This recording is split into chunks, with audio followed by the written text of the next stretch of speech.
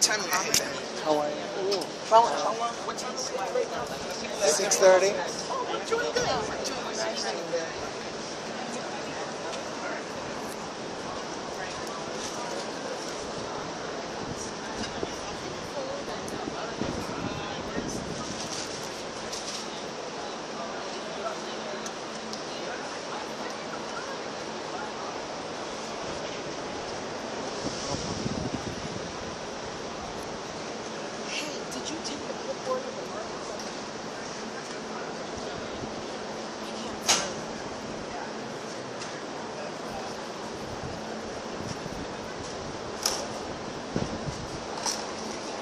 It's like a tiny little ant surrounded by dinosaurs, well, more elephants, because they say dinosaurs are gone. I don't know.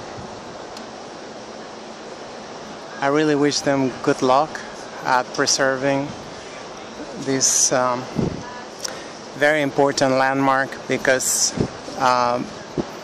they're whitewashing history, and that's their plan they got. I heard that they're even trying to destroy all the archives, since they control the internet, they control everything. So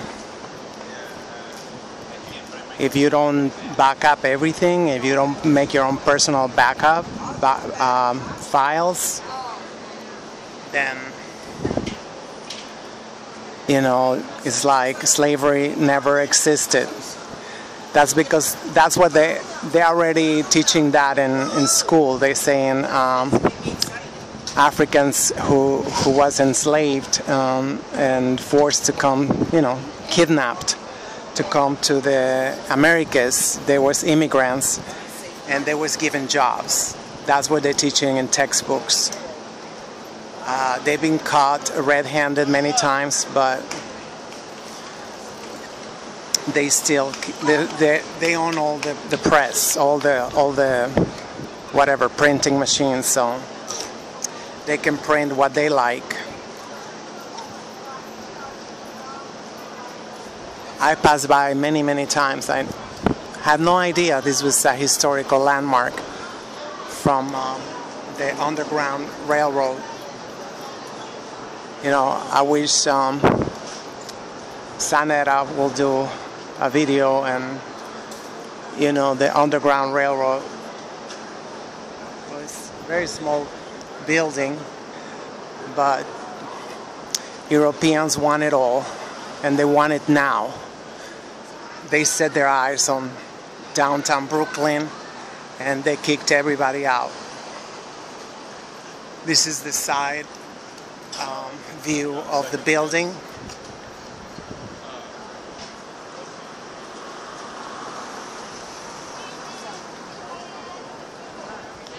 This is high-rise after high-rise they're building. Let me show you behind me so you can get an idea.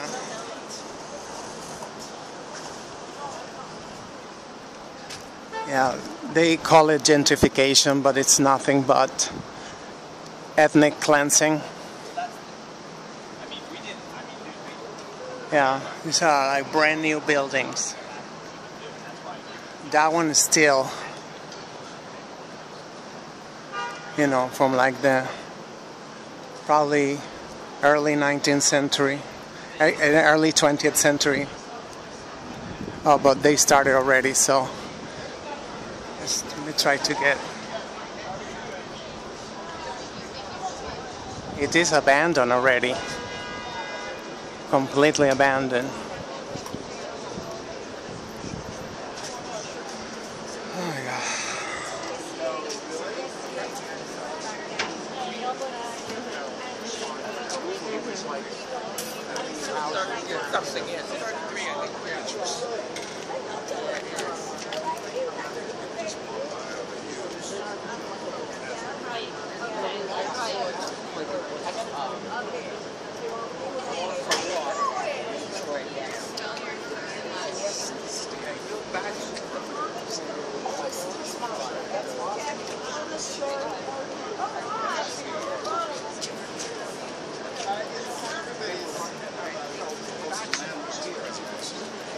Yeah, I was like trying to think of it when you were saying it.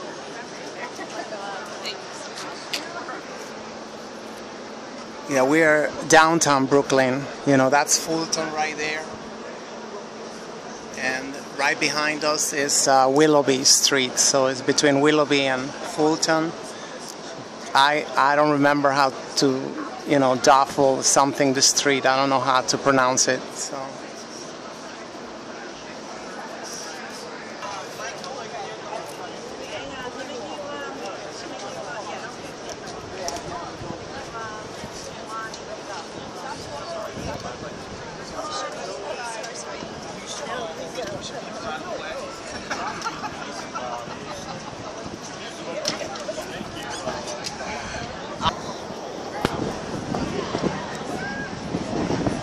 I don't think there's any microphones. It's like a dirt wall country. You know, the United States, they claim no mics.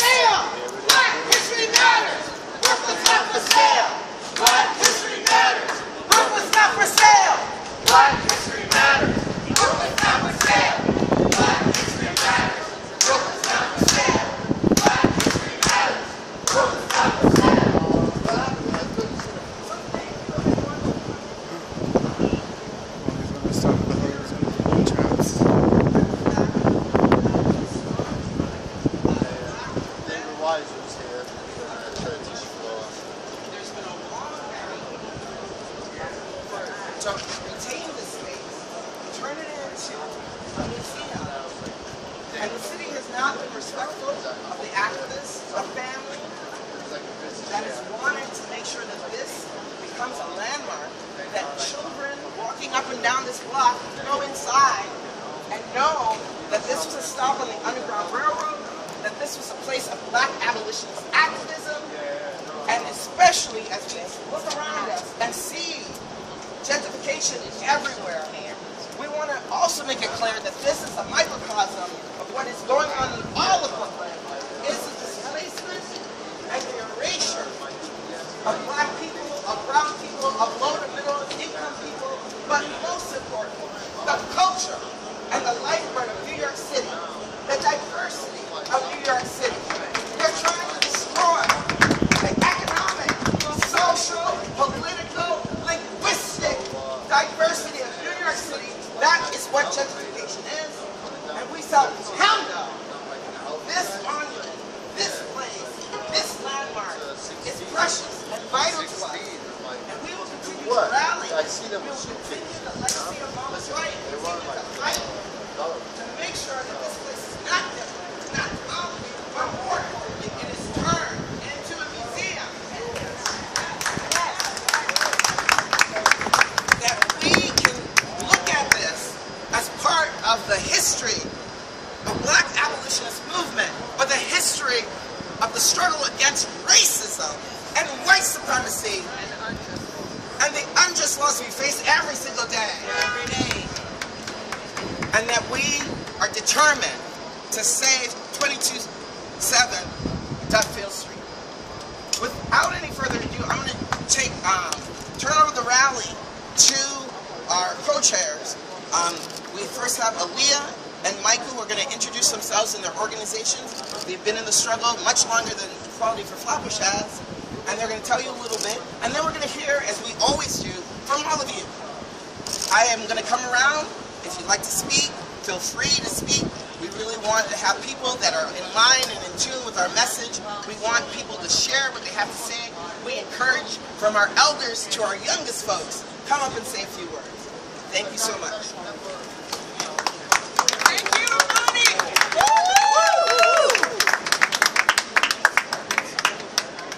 So thank you everyone for being here. My name is Michael Higgins Jr. I'm the organizer for Fury, Demolished, United for Racial and Economic Equality. Can people hear me? Should I speak a little louder? Okay. Yes. All right. So thank you all for coming. My name is Michael. I'm the community organizer for Fury, Demolished, United for Racial and Economic Equality. We've been doing work in downtown Brooklyn now for the better part of 15 years around the downtown Brooklyn rezoning, and we are here because our work isn't done. That's right. Right? When the downtown Brooklyn rezoning was first announced, we were doing work with small business owners and local tenants to make sure that they had a place in this community that they called home. 15 years later, most of them are gone, unfortunately. And that's because of the city's direct policy and wishes for downtown Brooklyn to become one of the country's fastest growing neighborhoods. And unfortunately, when we're talking about how it's grown, people who have moved here have been able to afford extremely high rents in the buildings that are around us. Please take a look and look up, because that's what downtown Brooklyn is today.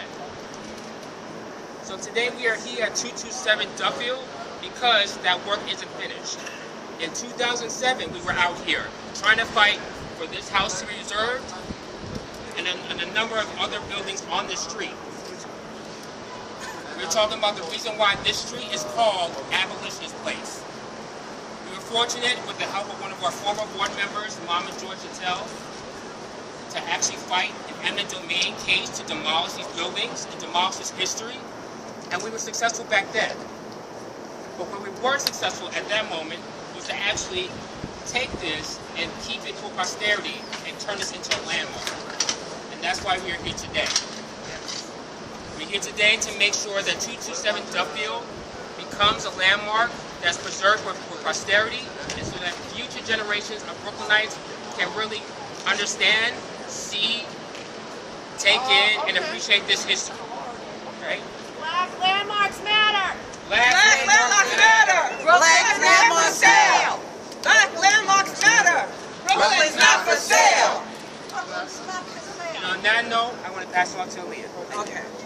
Hi, my name is Aaliyah Blackie-Vaughn. I'm the Executive Director of CJI, the Circle for Justice Innovations. We're a fund that is very unusual. We fund grassroots organizations working to transform the criminal justice system. And we do that with activists, donors, grantees, and all of us working together. People who are impacted by the system. We only fund organizations led by impacted people. And why, you may ask, is that organization here?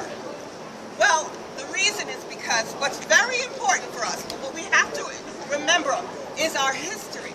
We need to remember that Brooklynites were at the forefront of supporting freedom, that they were at the forefront of putting their lives on the line to ensure that people who were enslaved, whose complete human rights were absolutely denied them, were able to come to freedom. They were supporting that work, not only as people on the Underground Railroad, the Truesdales, Harriet and Thomas Truesdale, who owned this house, but also they were speaking out. They were holding mock auctions at the church nearby. The tunnel, they believe, that's still here in this building, used to go all the way to that church and to other homes on this block. The reason that it's so important for us to remember that is because right now we are facing unjust laws. Right now, we have people who are being denied their freedom. Right now, we are snatching children from their mother's arms. And so it's really critical for us to remember that we fought this. We, black people in the United States, abolitionists, white people who are abolitionists, Brooklynites, we fought against injustice, and we need to recall that. We need to be teaching our children that. We need to be bringing them in here and showing them the tunnel that used to save people who would otherwise be in the bowels of hell, which is slavery. And so it's critical for us to be part of reminding the people of New York, the people of Brooklyn, the people of this country, the people of the world, that resistance matters and that it changed the course of history. If we don't know our history, then we are doomed to repeat it. Most of you here probably didn't know much about 227 Duffield and the Truesdells. And what is happening? We are doomed to repeat it. It is happening on the border. It is happening in the prisons all over this country. That is a legacy of slavery, the same thing these people were fighting against. And so it's critical for us to continue to keep this here. This is the only house left on a block that was named Abolitionist history. Abolitionist Place because it was full of homes of people of different races who were working together to end slavery. And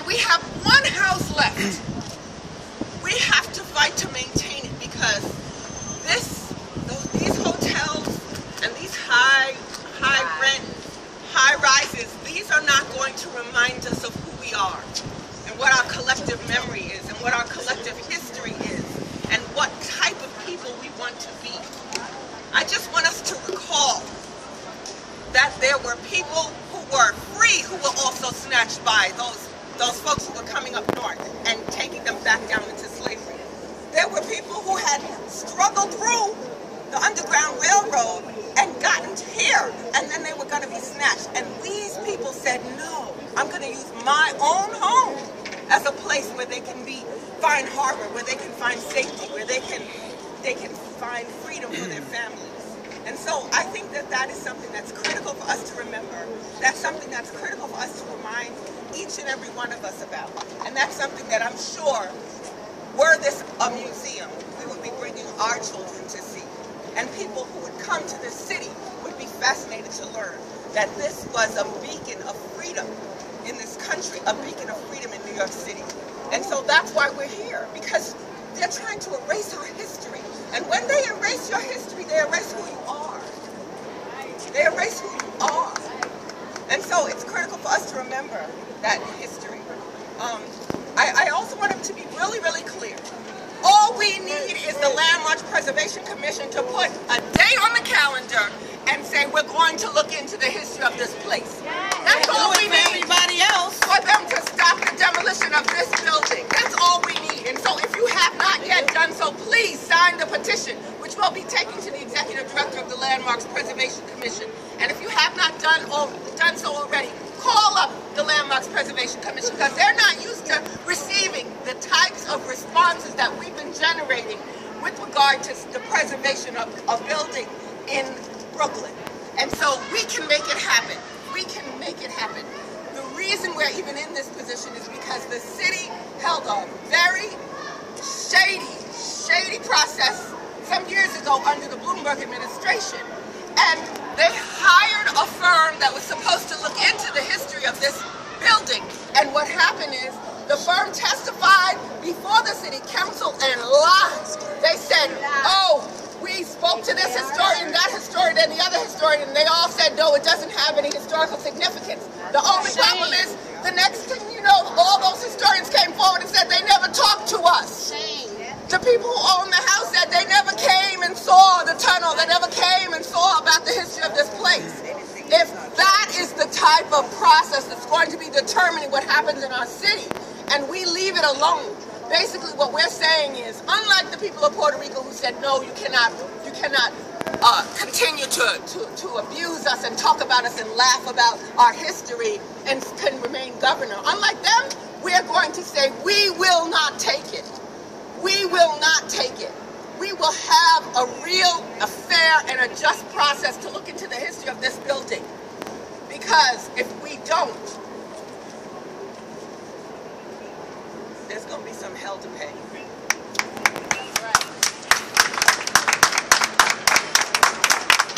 So thank you so much for listening. I want to let Jacob Morris speak. He's one of the people who led the effort to call this place Abolitionist Place, so that it's not just Duffield Street, it's Abolitionist Place, because of the efforts of Jacob. So I'm going to let him speak a little bit about that history so we can remember that even the fact that we have Abolitionist Place is because of organizing and resistance. Thank you, Jacob. Thank you.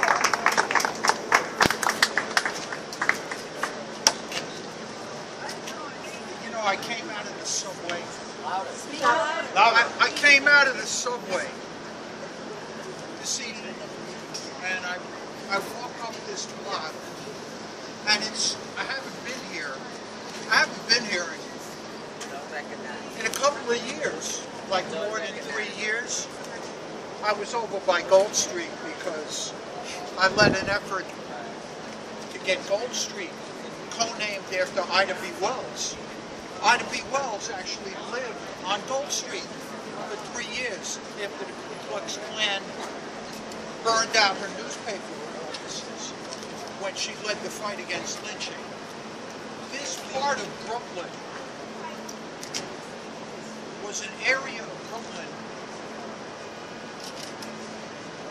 that holds so much history.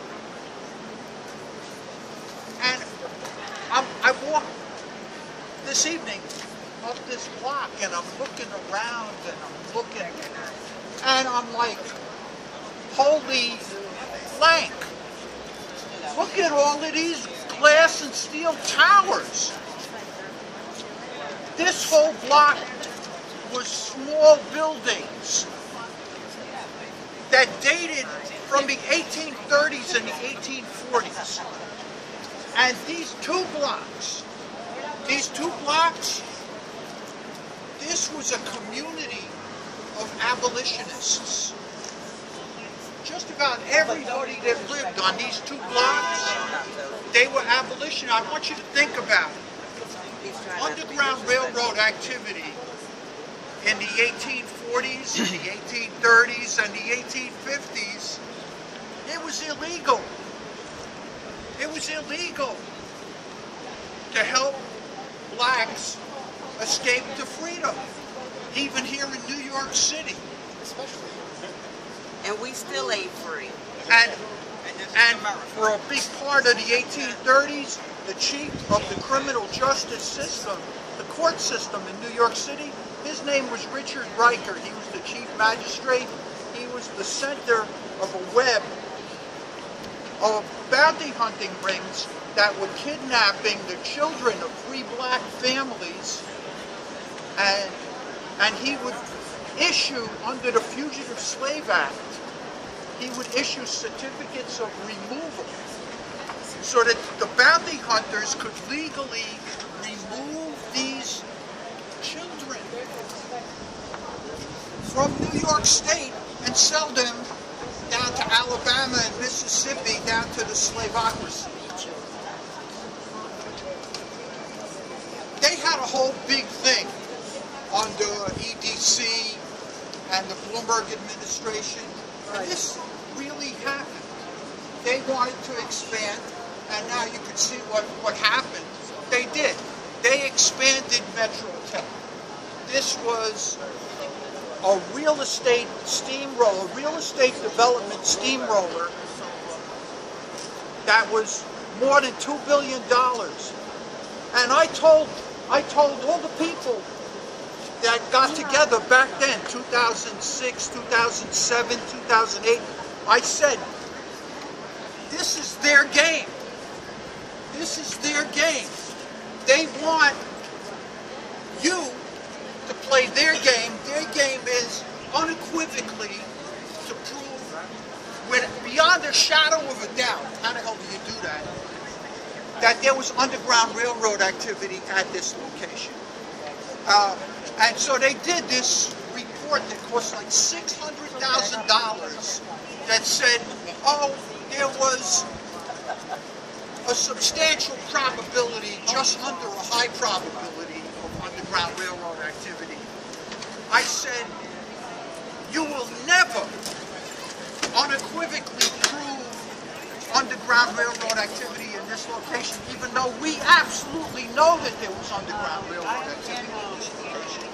I said, if you find a skeleton in the basement with iron manacles around the bones, they'll say, no, that's not sufficient proof. Maybe he escaped from a chain gang. And so I said, we got to change the paradigm. You guys know what paradigm means? You got to change the framework. I said the framework is resistance to slavery is reason enough to preserve the building. Yes! Woo! Thank you! And there is no doubt, these, the Truesdales, and all the people that came here, and all these other great black and white abolitionists that live up and down these two blocks, and they're crying out from heaven, because they're all in heaven. They're crying out, remember us, remember what we did, remember how we worked together to end slavery in the United States. And we have to sue the Landmark Commission application, that needs to get it. But in the meantime, this rogue landlord, and he is a rogue. This guy is a rogue. He will demolish this building. If he can get away with it, he'll demolish it in the middle of the night. And then it'll be too late. So we got to do an injunction enjoining him to not demolish the building under penalty of him getting arrested by the NYPD. Yeah, so we got to get the legal papers in for an injunction, calling for the Department of Buildings to withhold approving the demolition permit, approval of the demolition permit, and we got to enjoin the landlord personally under penalty of law from demolishing the building. Thank you so much. Thank you so much. And I gotta thank Rita and her staff for the work that they did in putting this together and waking everybody up again. Thank you so much. We have another speaker from New Joy Chattel, and Michael's going to introduce. I want to personally introduce Miss Beverly Corbin, who's one of our longest members at Fury.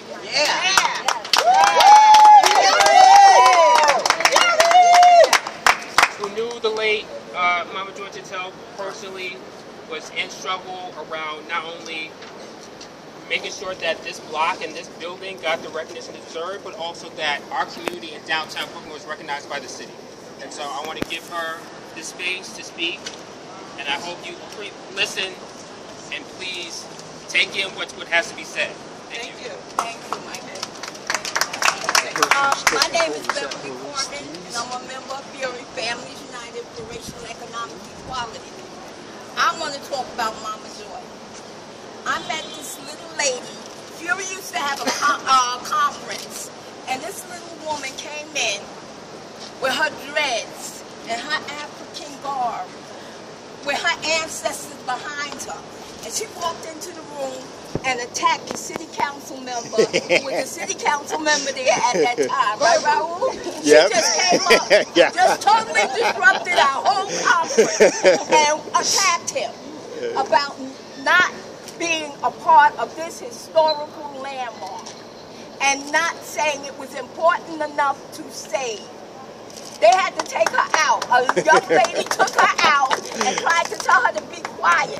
And they got her to the door and she came right back. And I'm like, this little woman got the strength and the power that all of us in our community should have.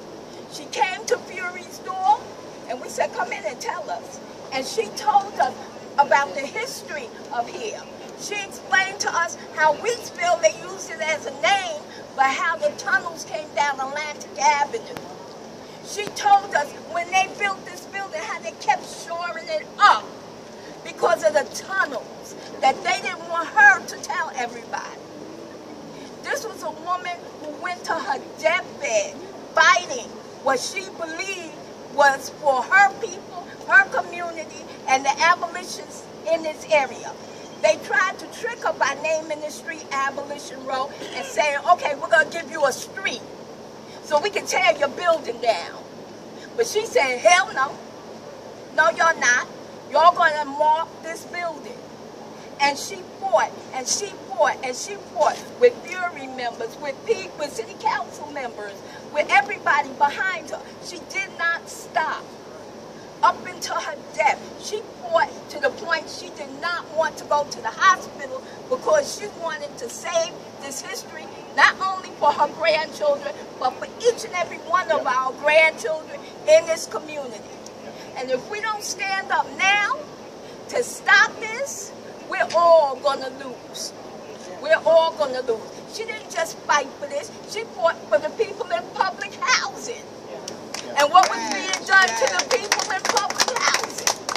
She didn't pick a side battle like this is my only battle. She fought for communities. She wanted histories of the communities let out to what people built, how they built, and how they struggled. So don't just sit here and say, oh, this is a nice little demonstration, and we want to save this building. We want to save this history. We want his kids to know where they came from.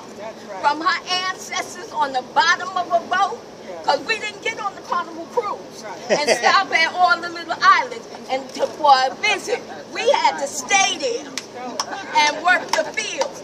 She wants you to know from that point to this point who you are, what you are, where you're going, and the future of our children and the children to come next. So continue this war. Go on Facebook. Ask your friends, why weren't you here today to fight this? Because this is going to be a historical moment. Yep.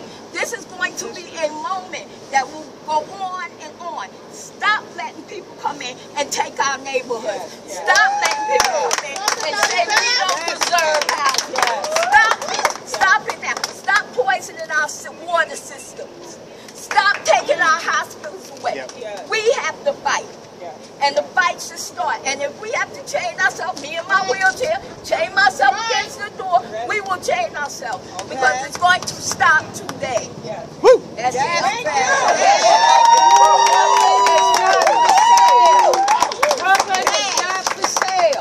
Brooklyn is not for sale. Brooklyn is not for sale. Brooklyn is not for sale. Brooklyn is not for sale. Brooklyn is not for sale. Brooklyn is not for sale.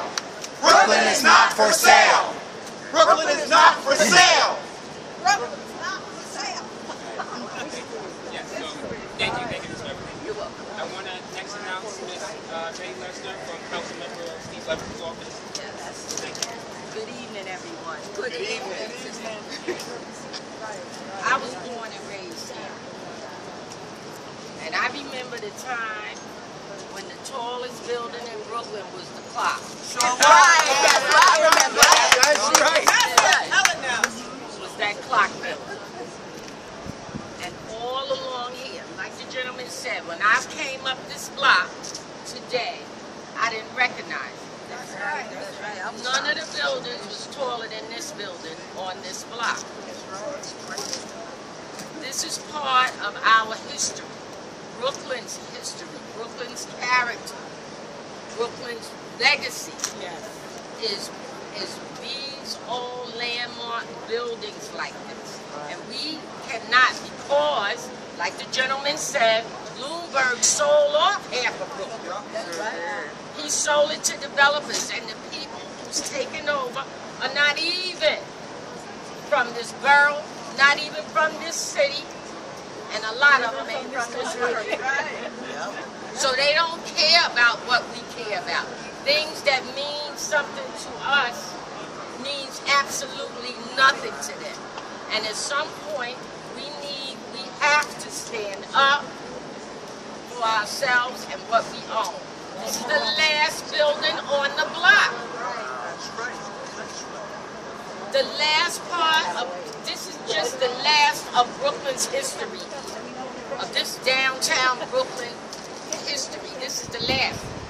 And to tear it down for a few dollars when it can become a learning and cultural center. And people know who we are and who we were and what we were about.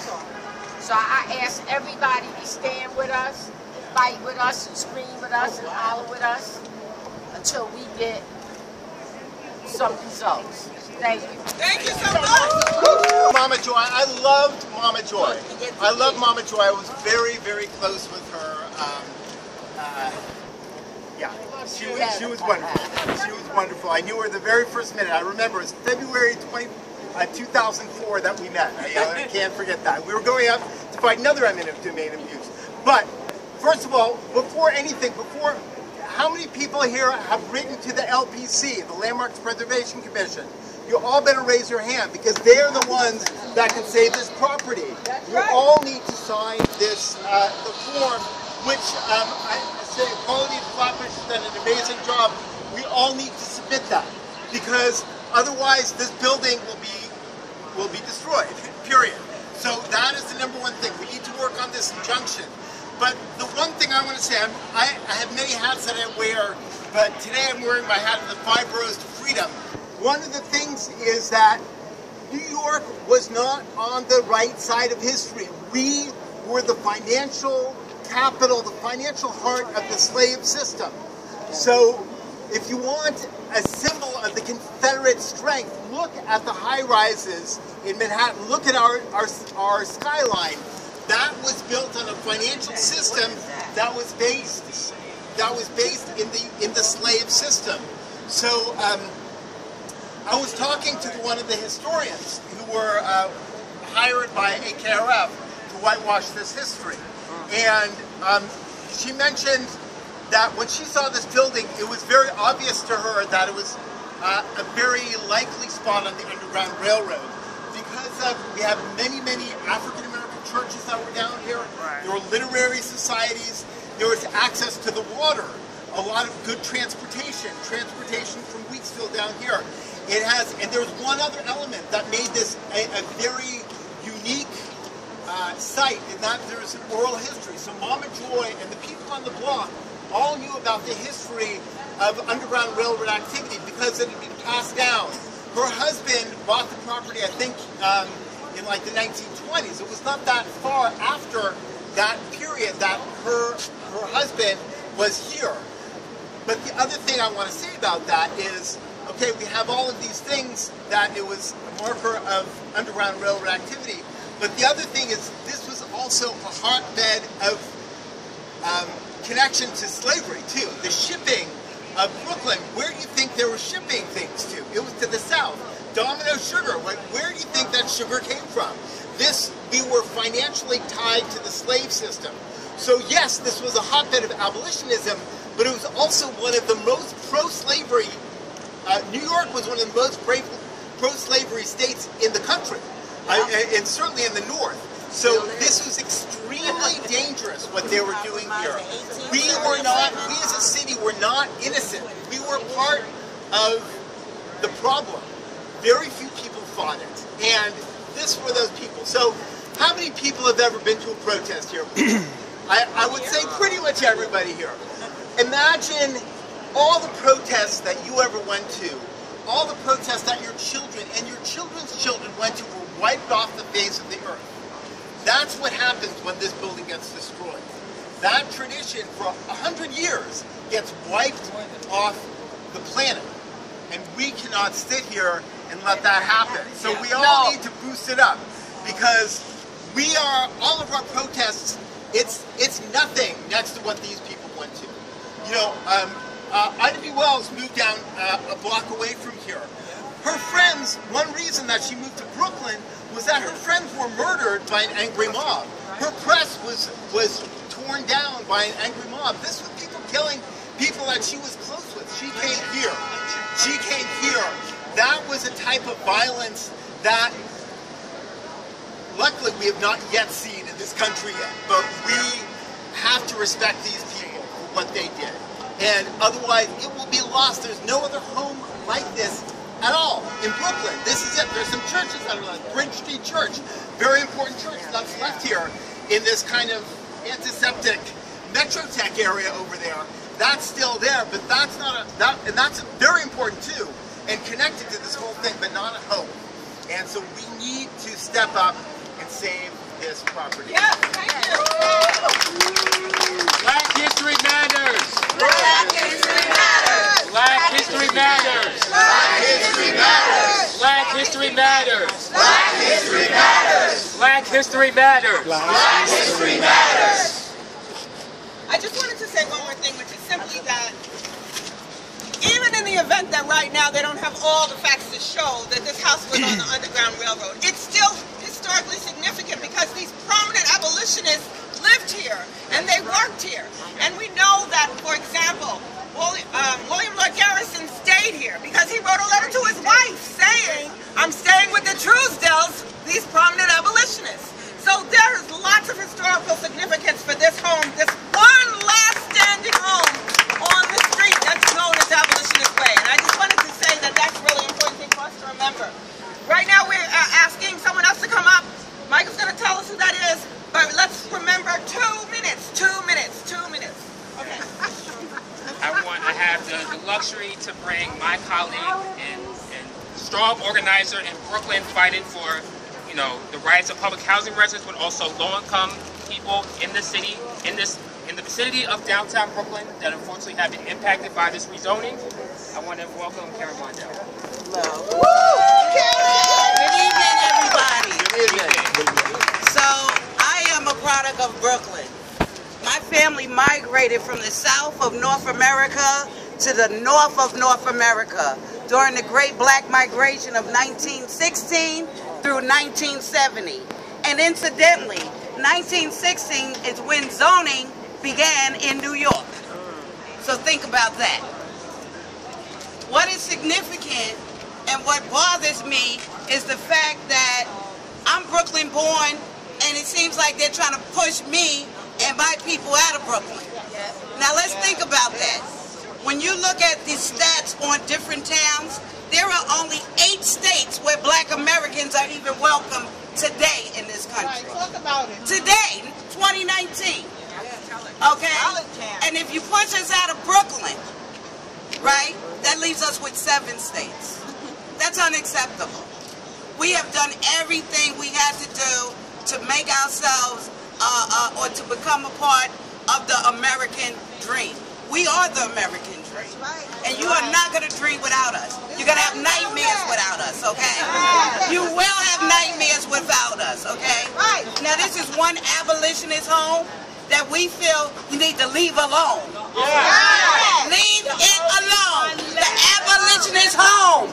Leave this alone. The abolitionist home. Leave this alone. The abolitionist home. Leave this alone. The abolitionist home. And why I say that is because I just spent the last 8 hours at an exhibit called Undesigning the Red Line. Okay? We have an exhibit that talks about slavery. It talks about the 1877 compromise. It talks about the Trail of Tears. How many times y'all gonna push black people around America? How many times you gonna try to erase our history? You cannot erase our story because we're made of energy, and our story will survive even when our physical bodies are gone. Okay? That's number one. So this is really significant to me because I remember as a 17-year-old emancipated minor, they sent me to 225 Duffield, which was a welfare center. And I worked myself through the welfare system, through school. I raised 2 children through college, and this is with policy changes and all kind of trickery going on. But what I refuse to give up is my place in Brooklyn. I am a Brooklynite, and nobody's going to run me out of Brooklyn. I'll leave Brooklyn when I get ready to leave Brooklyn. Okay? And in the midst of all these towers, we will remain here with this tunnel as a legacy to the people who had to escape using spiritual hymns and patterns and cornrows to leave the South to try to make it to freedom in the North. I want you people to really hear. A lot of times when Black America talks about what's going on with them, we get sympathy for about 10 minutes. But then everybody goes about their business. We're asking you to give this as much attention as you give the immigration issue that this country is facing today. These are important issues. None of us are going to make it without each other. We believe in cross-advocacy in the Gowanus Neighborhood Coalition for Justice and in the area of Red Hook where I live. It can be done, but we have to stick together. So what we say is, this is an abolitionist home, leave it alone. Abolitionist home, leave it alone. Abolitionist home, leave it alone. Thank you. And I say Brooklyn. But after 9/11, when people was pushed back across that Brooklyn Bridge, it seems like they were like, oh, Brooklyn. And from that point on, everybody, Brooklyn is the place people want to live now. And they want to push out the people who were here all along, who made it what it what it is and what it was and what it's always has been. We can't let them do that. I just want to say, again, one in five Americans, in the last report that they did, 1 in 5 Americans had some history from Brooklyn. So when we destroy Brooklyn history, we're destroying American history. Yes. And it's really important for us to remember our history, because otherwise we're what? Doomed to repeat it. Right? Okay. Okay, we have Steve Crowley is coming forward. Ladies and gentlemen, I'm a born and bred Brooklynite, and I'm only here to support the preservation of this premises. To have it erased by removing it, by it not being here, is erasing history.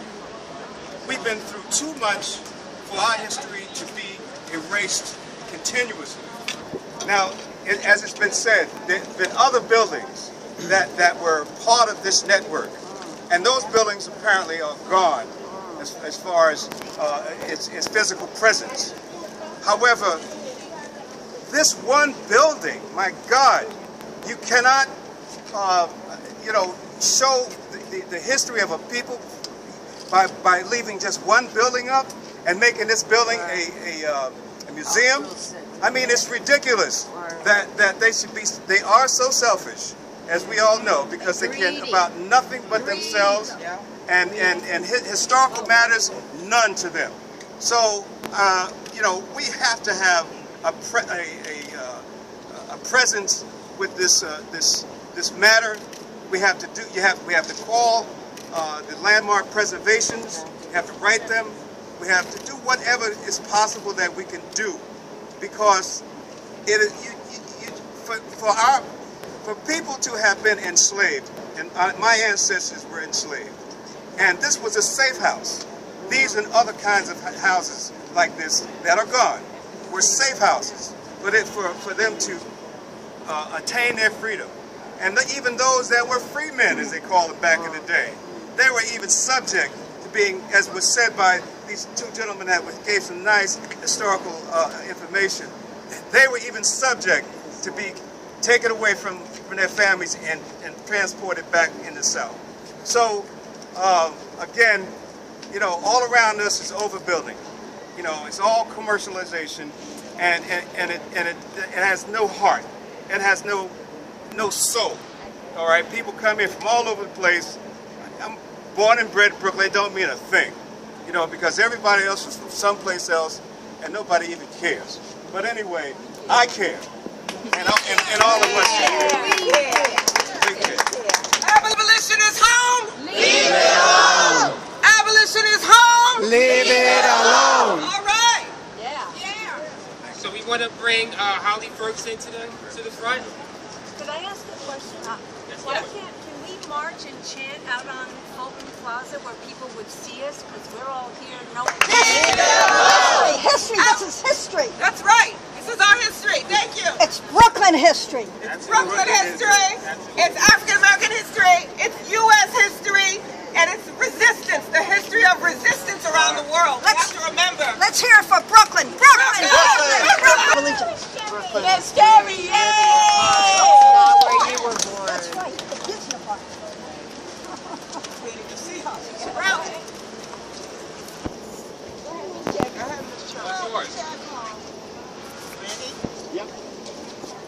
This is a beautiful, historic heritage that we need to keep.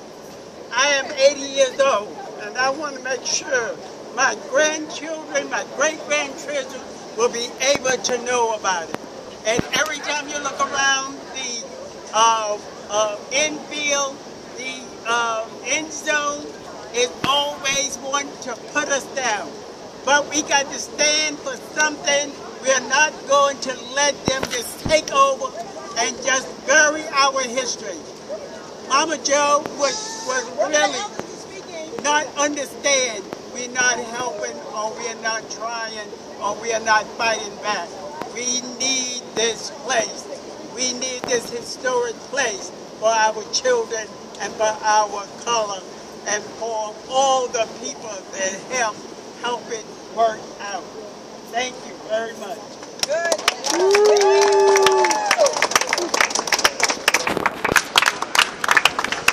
Brooklyn's not for sale.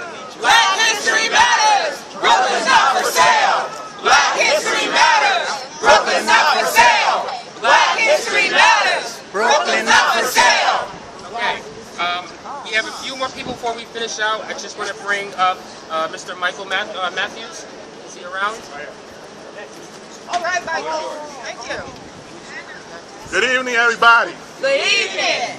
I am Michael Matthews. I am the Executive Vice President of this organization entitled Deuces.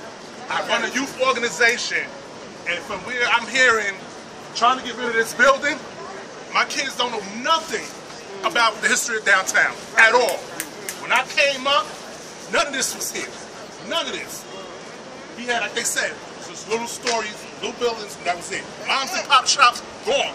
I used to stay on the strip shopping every day with my mother. Now it's gone. We can't lose this. We can't. What am I telling my kids when this is gone? Also, we got to hold the elected officials accountable as well too. These are the ones that are selling us out. The community boards selling us out. Get these people off the community board that is selling us out. If they wasn't, we would still have this place. This place wouldn't even look like it's down here. I feel like I'm in 5th Avenue, Manhattan right now. I can see these buildings from Brownsville on the top of the South Little houses, see all this. Before, you couldn't even see this. So I'm going to say, let's not lose this building. We're going to fight, and we're going to keep this building here. I don't care what nobody say. Like this young lady said before, chain us to the building. We ain't going nowhere. Thank you. I want to bring up Mr. Ali Lamont. Ali. I'm really glad to see y'all come out here. There's more going on about this building that you don't know. This building is connected with the renaming of Duffield into Abolitionist Way. The City Council passed a bill. A lot of people know about this building here. I'm saying to you, Reverend Daughtry, Sonny Carson, mostly all the politicians, Roger Green, all of them have been renting this building here. We all sat in meetings with Joy, her family, and the drummers and everything. Yeah, right, the drummers. Now, I've been looking for them. I don't know how to get in touch with Matthew Lee.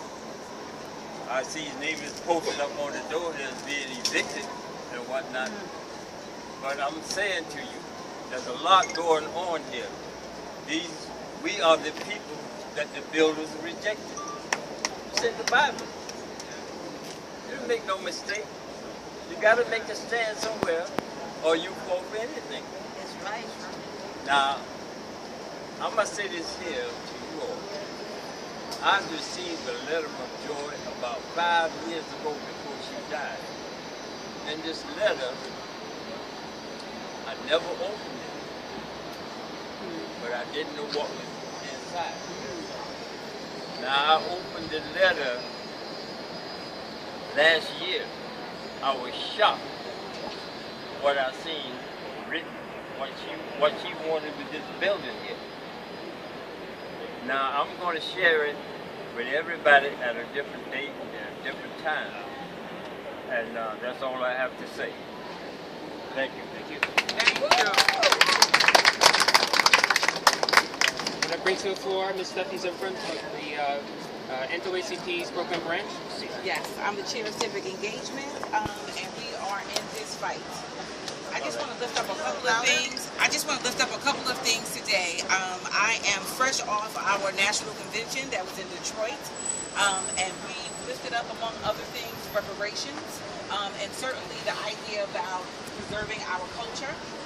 We stand today in the 400th year that the first African was brought to these shores.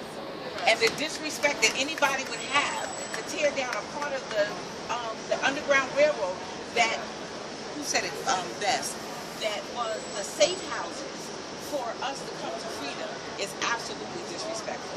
The fact that we're now in a situation where so many African Caribbean people are fearful because of ICE and the census that this should be a safe house for them. It should be a repository for our culture. Yes. We can do so many things to make sure that this stays here. First of all, it's just pure greed that they want to do it. Because the footprint of this building, anything they want to build, we go around it. They literally, it should be a stop, it should be a place of learning.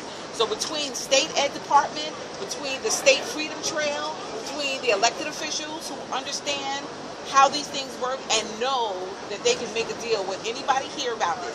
We have precedence for this because we did it at the federal building. So we all know that we have a memorial now in Manhattan where they were going to build the federal building. So there is no difference. The only thing it takes is for each and every one of us to tell each and every one of our neighbors, family, and friends, get this out and continue these protests until there is a sign that says Underground Railroad on this building. Thank you very much. And I like what you said, make a deal. This is great. They can make a deal. Make a deal. We can say Brooklyn's not for sale, but it's better to say make a deal.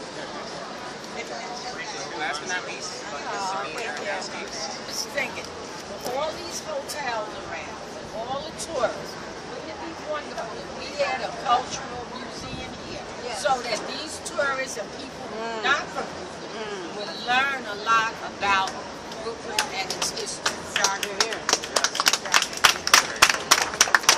It's not a black and white issue. It's everybody's issue. So we all need to stand together. Everybody's business, exactly. So we need to make sure everybody knows about it. Preserve 227 Duffield. Change.org. Preserve 227 Sign the Duffield. petition. Don't just sign it. Sign it and send it to somebody else. Share it. Sign it, share it too. Sign and share. Before we move, I just want to give the floor to Ms. Deidre, another former Fury board member, and now staff at Councilmember Levin's office. So I'm so happy to see so many people out here today in solidarity. But what I want to do is something Mama Joy would do if she was here, right? I want everybody to gather hands. Let's walk. We're going to take to these streets, and we're going to let them know that 227 Duffield Street